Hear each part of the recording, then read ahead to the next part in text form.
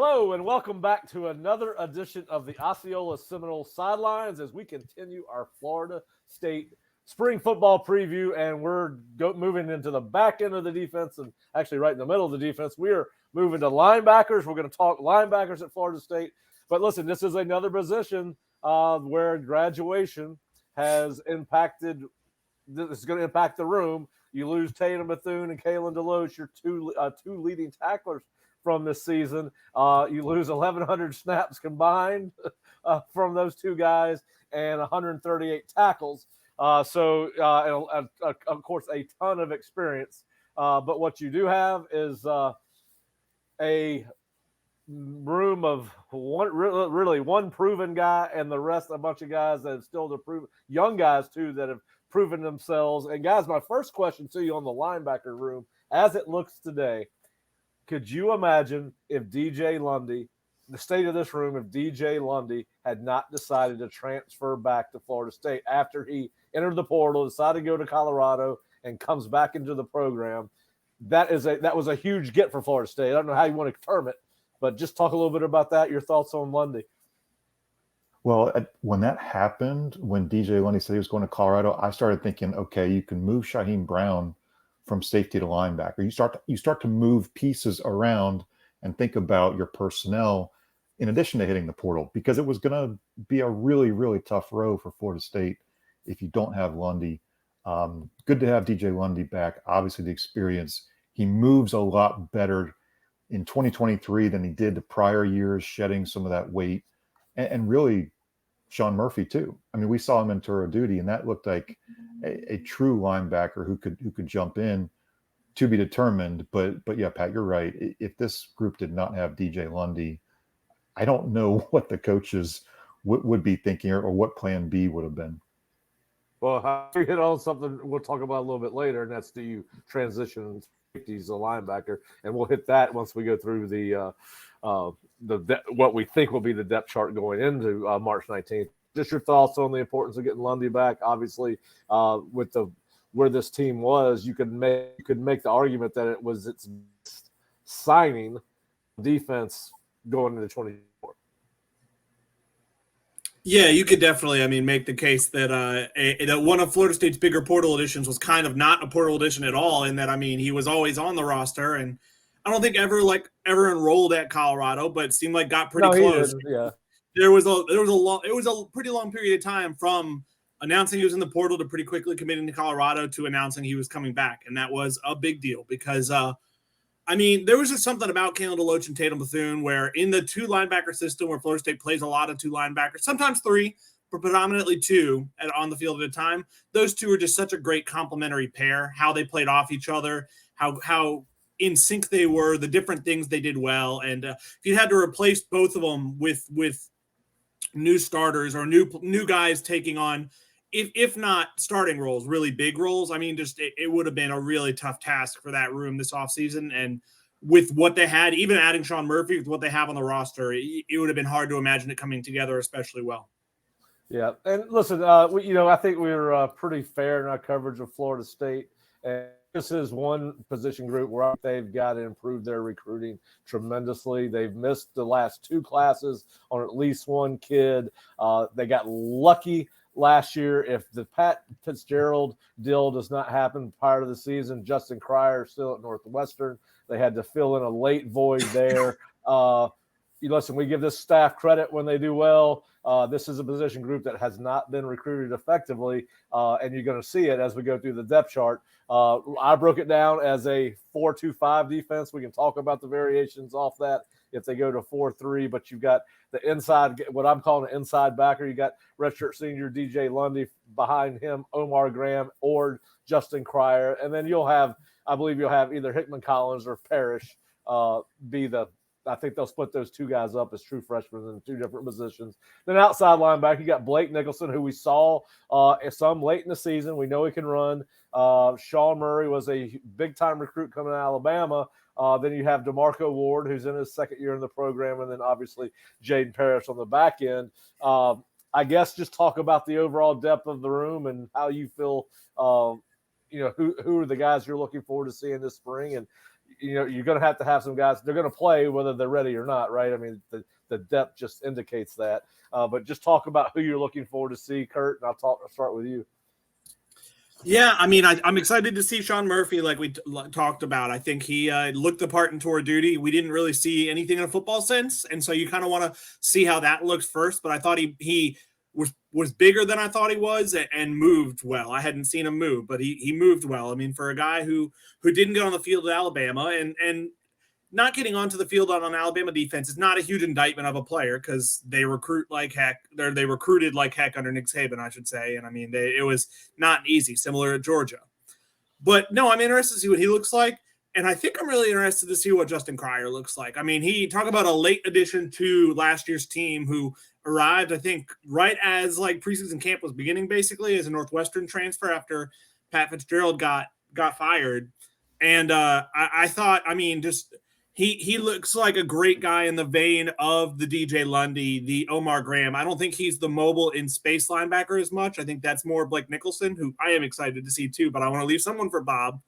But I think Cryer especially, I mean, I thought was a guy who, of everyone who got thrown into unexpectedly large roles in that Orange Bowl, equated himself better than most guys in a really adverse situation. I like Blake Nicholson because I think runners can be hitters. I think if you're looking for a linebacker, this is an athlete. This is a guy who can hit, willing hitter. He can be a coverage guy too. We haven't seen great coverage linebackers here at Florida State of late. They tend to be side to side or downhill guys. I'm curious about what Blake can bring in year two. He's got some special teams experience that can really help him too.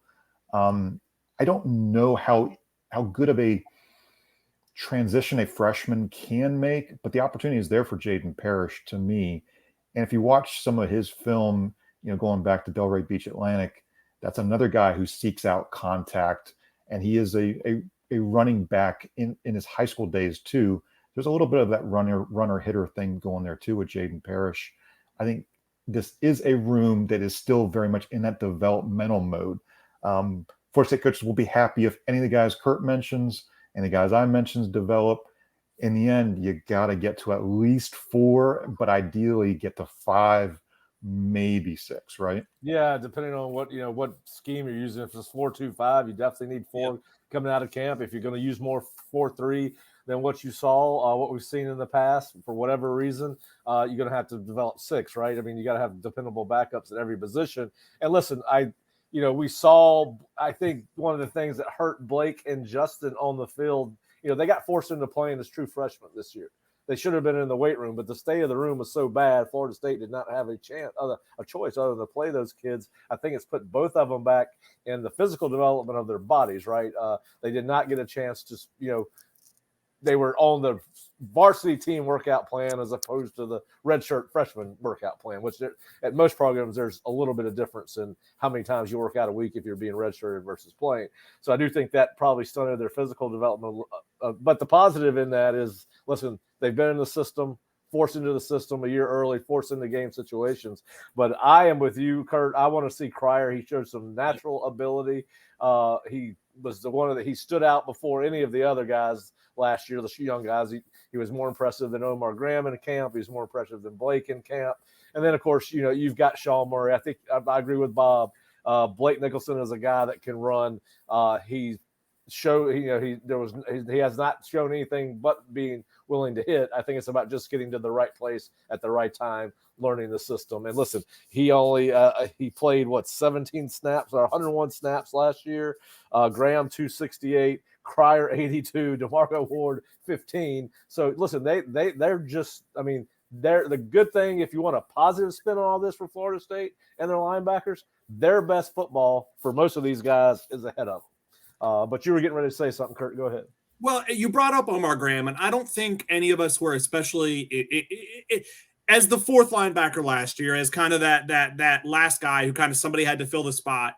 Felt like he was the most viable candidate. I don't think he blew any of us away. I do know it came up, I think, in the open locker room after the Orange Bowl. He talked a little about I was banged up, and I kind of had to play through being hurt because they needed me. Because, I mean, if he's not that 4th guy, one of the true freshmen is that 4th guy, and I think they definitely weren't ready for that. So I do wonder if if a few healthy months, if a healthy offseason could help Omar, because I mean, this is an offseason for him where, yeah, I think he'll have to fight to keep the larger role over guys like Justin Cryer, over Blake Nichols, and kind of justify his reps. Yeah, and listen, he had a long way to come developmentally anyway, Yep. because he came from a program where he was primarily used off the edge as a pass rusher, did not play a lot of the standard techniques that you use. Listen, I'm not going to – I've talked to some people. Well, I didn't look good in the Orange Bowl. Well, you know what? He didn't have Braden Fisk playing in front of him. He didn't have Jared Verse playing in front of him. He didn't have a ton of damn people playing in front of him. That would be like holding Brock Glenn accountable for everything that happened to the offense. You just can't do it. There were no pieces around him. He was, they all, he had, you lose Jared Verse in front of you, and you got Byron Turner. I don't care who they put. You could say Daryl Jackson. A year from now, we can say Daryl Jackson may be an upgrade over Braden Fisk, but you could not say that going into the Orange Bowl. But yeah, so I think I agree with you, Curt. It's an important spring period for Omar Graham. And listen, I want to ask you guys this question. Do you think there's any chance that they move Ashlyn Barker or Shaheem Brown, depending on what happens at safety? And they may already have an idea of this, because we like some of the young safeties, the KJ Kirklands and the Conrad Hussies, and we'll talk about them tomorrow. But Barker 6'3", 206, Shaheem Brown 6'2", 205. That outside linebacker position, that was about the size Kalen DeLoach was, as a young player. Do you think there's any chance we see either one of those two guys, the only two guys in the secondary that are over 200 pounds, move down to linebacker? I think Shaheem, I would say definitely no, especially getting Lundy back, just because then you're replacing two starters at safety. You're kind of robbing Peter to pay Paul at that point, where you're creating another issue of lack of experience to address a different one. So to me, I mean, I haven't heard anything to the fact. I think if they were going to one, it would be Barker, because I do feel better about their safety depth with bringing in Devontae Brown and I think we liked KJ Kirkland when he was healthy last year, what we saw in practice. So, but we'll see. I think some of that depends on the spring. I think linebacker's another spot where depending on how spring goes, they may be looking in that April portal window. I think we all know that's a possibility, but I don't think Shaheem, just because to me, like it would just open another question that needs to be answered. Yeah. Well, yeah, Bob, go ahead. I know you and I have talked about this before. Yeah, I'm in agreement. I did ask, I did ask Brian Allen, his high school coach at Lake City, Columbia, obviously former Knoll. Did he think that Shaheem could play linebacker at Florida State, because Shaheem had played just about everything in high school on a very high level? He said yes, but just wasn't sure what the long-term plan was. And I think really, again, if DJ Lundy did stick to Colorado, you are deeply looking at the safety options and moving somebody. Yep. I would say absent an injury, I think Florida State sticks with who they have at safety. Yeah. I think the possibility of Barker down or Brown. I'm not sure that I kind of tend to agree with you. I think it would be Barker first, then Brown. But I think it also depends on what you see from KJ Kirkland, Conrad Hussey, and those guys, how they develop. So I think it's going to be interesting. Of course, now, could one of the walk-ons and AJ Cottrell assert himself? I think he's in the third or fourth year of the program. I know Jerry wrote about him in his preview. Could he be a guy that factored in? He's played a lot of special teams. But yeah, this is just kind of like the defensive tackle room. As it sits now, injuries, you got to stay healthy with what they got right now. And Bob, you're right. I mean, out of the two freshmen, I think Jaden Parrish has the better chance to play than Tamir Hitman Collins, based just off what I've seen on film. But it's going to, like most positions that during spring practice, it's going to be fascinating. And I'm sure we're going to be surprised. And I think Curt may be right. We could be surprised by a guy like Omar Graham, who knows he's got to fight for his job. And, I think that Curt's also right, as we could see them possibly look at the portal as we get post-spring. We don't know who's going to jump in the portal. I mean, you can be a buyer based on just what you see in the spring. You might see a name. Again, the staff's done a great job just recognizing names that they tried to get out of the high school ranks but couldn't years ago. They jump in the portal. Hey, remember us? Florida State's winning, doing well. We have a need. You don't know. And then you find out in May, things look really, really good with the opportunity to grab somebody. Yeah, and you're right. I didn't think about this. What if one of these guys or two of these guys decided they wanted to transfer out after the spring? Listen, what if somebody looks at the depth chart and they got somebody in their ear saying, hey, by the way, I read an article the other day where there's a player in the SEC that was going to sit out a game who didn't get a raise before the game. So this portal thing, this is why they got to get guardrails on it, right? I'm not going to get into a whole rabbit hole on this, but anyway, I didn't even think about, I was like, everybody's going to stay at Florida State. They all got a chance to play. They wouldn't leave. But that's old school thinking, because now they know Florida State got little depth at that position. Do you play your hand? I don't know. It's a new era in college football. I didn't even think about it. I was thinking, listen, all these guys will be back for the fall because every one of them seeing one is going to play at least special teams next year. You would have to think. But anyway, listen, it's going to be a fascinating spring at linebacker, just like it is everywhere else. As you see, I got my Marvin Jones picture behind me, and for respect to the great Florida State linebackers of the past, and hopefully they will get the recruiting at linebacker turned around, and we will get a game changer at linebacker at Florida State in the near future, and keep on winning 13 and 10 games a year. That's going to happen, and they got some good guys come, in the recruiting pipeline, and obviously. I like Jaden Parrish, and so does Fish, and so do you guys. And I'm a bigger fan of Hickman Collins than Fish is, so we'll see who's the better evaluator of talent as those guys cycle through the program. But any final thoughts on the linebackers, guys? It's a big spring for these guys. I mean, I think you're right, Pat. We're going to see some separation. Who are the second team guys? Who wants to transfer? And we'll find out probably by about April 20th. Is Florida State going to be a buyer looking at the names in the portal? Yep. Or are they just going to be curious about what pops into the portal? It's also, I think, a big spring for Randy Shannon. I mean, I think they added one portal guy, but I think Randy is definitely, believing in the guys he has. And this is a spring for him to kind of justify that. Right. And we may see the addition of the kid from Charlotte who could not transfer in. And listen, I'm not, if that's the take for them, I'm not a big fan, but I understand they need warm bodies, right? That's where they're at. They need experience. That's why you bring that kid in, not because he's a game-changing player. And, listen, we've already heard just about everybody that's involved in college football say this is going to be the biggest spring portal season ever. I don't know why that is, but we'll see if that plays out. But yes, I think they got to go to the portal. Money is why. Money is why. Well, I think it's actually about maybe money always, but also, the coaching changes that happen so late in the cycle where I think kids are willing to give a coach a chance. But if after spring they're like, I'm not feeling Kalen DeBoer, you might see some Bama people jump in. You might see some people from the other places that had late changes. I think that's a big part of why. Right. I agree. Yeah. Or are their players on their roster start raving about the kind of coaches they are. Yeah. People start wanting to transfer in, kind of like Florida State's done, with Mike's reputation. Kids seem to like him. I'm going to tell you what really is. We've gone through this, guys. I was talking to Jerry this morning. We were talking about why people should go to Ireland and go to the Georgia Tech game. This team right now has 38 new faces from last year. This is an entirely different football team, and we think we're going to see more additions. Back before NIL and portal, you would see about a turnover of 20 to 25. Much less. So this is a brand new football team with people missing at key positions, and new. I shouldn't say people missing, but new people coming in at key positions. And of course, I think again going back to Lundy, I don't know what happened. Don't care what happened. Just glad he ended up back in Tallahassee for Florida State's sake. But we will have all the coverage on Florida State's linebackers as we get to March 19th.